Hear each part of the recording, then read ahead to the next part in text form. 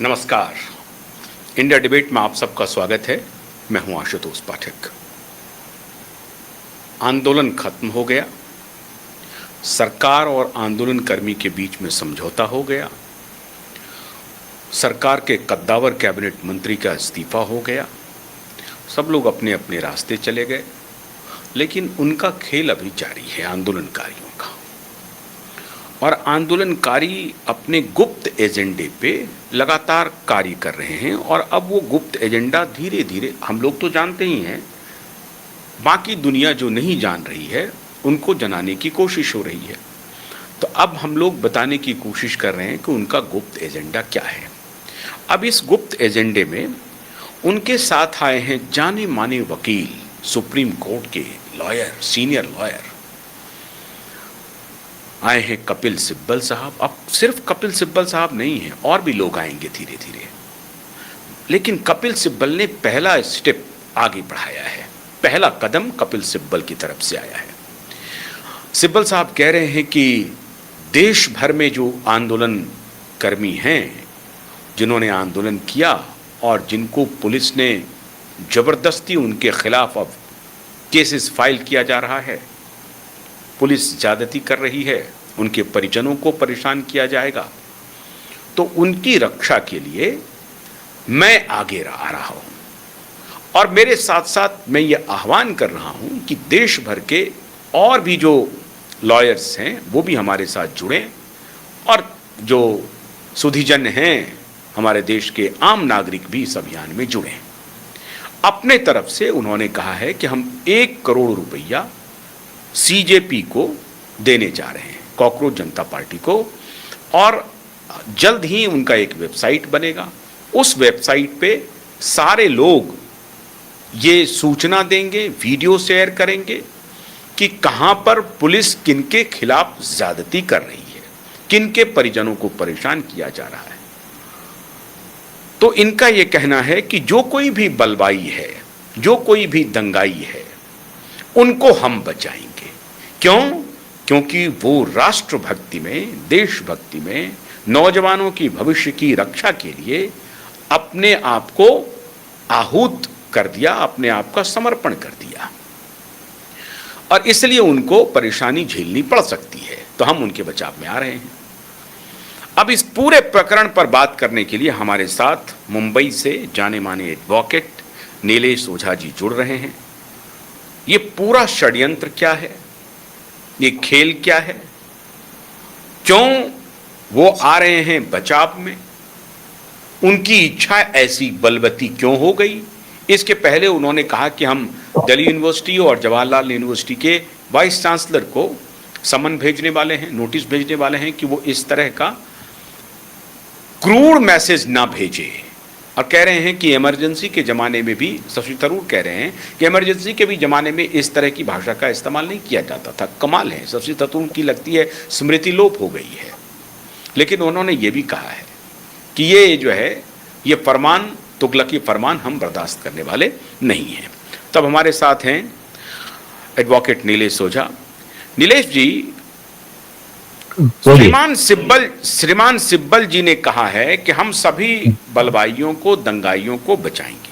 अब उसमें प्रश्न एक महत्वपूर्ण उठ रहा है ये कि जब कॉकरोच जनता पार्टी के लोग कह रहे हैं कि बलवा हमने किया ही नहीं है, हमने मार पिटाई की ही नहीं है, हम दंगे में शामिल रहे ही नहीं है, हमारा कोई उससे लेना देना नहीं है, तो फिर हमारे नाम को क्यों घसीटा जा रहा है, और इसलिए हमारे खिलाफ कार्रवाई नहीं होनी चाहिए। वो ये कह रहे हैं कि जिन्होंने दंगा किया, जिन्होंने बदमाशी की, पुलिस के ऊपर हमला किया या और कहीं पर हमला किया है, वो हमारे लोग नहीं हैं, आरएसएस के गुंडे हैं, भाजपा के गुंडे हैं। अब जब पुलिस उन्हीं गुंडों के खिलाफ मान लीजिए कार्रवाई कर रही है, तो सिब्बल जी कह रहे हैं कि हम होने नहीं देंगे। ये हमको समझ में नहीं आ रहा है खेल। तो असल खेल बताइए सर। नहीं, अभी वो तो सिब्बल जी को पहले, मैं मजाक में कह रहा हूँ, सिब्बल जी को पूछ लीजिए वो बीजेपी की बी टीम है क्या है। एक ह्यूमर का पार्ट हो गया। मैं मुद्दे पे आता हूँ। सिब्बल बीजेपी की बी टीम है। मेरे से आ रहा हूँ, मैं मुद्दे पे आ रहा हूँ। ये जस्ट एक जोक हो गया। देखिए, पहली बात ये जो भी युवा है, आंदोलनकारी है, हम्म इनके अच्छी चीजें, हम्म मतलब धर्मेंद्र प्रधान का इस्तीफा मांगा हम लोग पहले से, इस हमारी भी डिमांड थी। हाँ देश आया, रास्ते पे आया और दिखा दिया कि ये सिर्फ मोबाइल वाली जनरेशन नहीं है, रास्ते पे भी आ सकती है, आंदोलन भी कर सकती है, और तुम्हारे लॉलीपॉप में नहीं आएंगे। ये इस्तीफा चाहिए एक। दूसरा, वो जो ये है, कानून कड़े बनाए, वेलकम, लेकिन कानून के साथ में वो जो चीफ सेक्रेटरी वगैरह उनको जेल में कब भेजोगे ये बता देना, उन पे कार्रवाई होना चाहिए। ये तुम्हारा जो अरबों का बिजनेस चलाया तुमने इतने दिन। तीसरी चीज, जो एग्जाम फिर से लेना पड़ा तो सरकार का जो खर्चा होगा वो ये सरकारी अधिकारियों से कम वसूल करेंगे, वो भी एक बता देना। तो ये इस बात पे जो भी आंदोलन हुआ, जिन लोगों ने आंदोलन किया, उनको सैल्यूट। तुम अभिजीत दिपके हो, सौरभ दास हो, रांका हो, जो भी है, इन सभी लोगों को इसके लिए बधाई। तो अभी देखिए, जो जायज मांगे थी उसके लिए आंदोलन कीजिए, जंतर मंतर पर कीजिए, क्योंकि लॉ है, संविधान प्रेमी हम, लॉ अबाइडिंग सिटीजन है। तो आप नियम से कीजिए, जहां स्पेसिफाइड नोटिफाइड एरिया है वहां पर कीजिए, और आप कानून के दायरे में, आपके ऊपर कोई भी गलत काम, मतलब अन्याय होता है, पुलिस हिंसा करती है, तो हम आपके साथ में खड़े हैं। आपको पूरा हक है उस पर कार्रवाई करने का, चाहे वो पुलिस हो या सरकार हो, कोई भी एक, और उनसे मुआवजा मांगने का भी अधिकार है, तो उसमें कोई दो राय नहीं। अब आता है विषय जो आपने उठाया, डबल स्टैंडर्ड का, हिपोक्रेसी का, पाखंड का।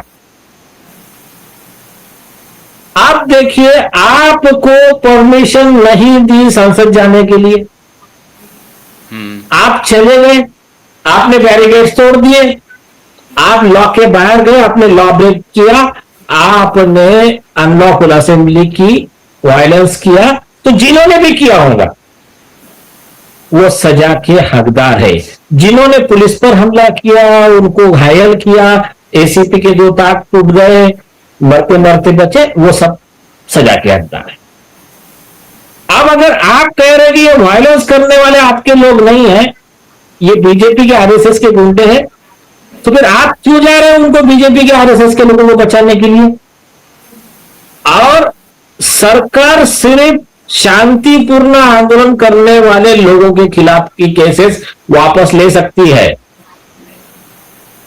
सरकार हिंसाचारी, पुलिस पर हमला करने वाले, सरकारी संपत्ति का नुकसान करने वालों के खिलाफ के एफआईआर वापस नहीं ले सकती है। ये वापस लेंगे भी तब भी कोर्ट को अधिकार है इनका एप्लीकेशन रिजेक्ट करने का।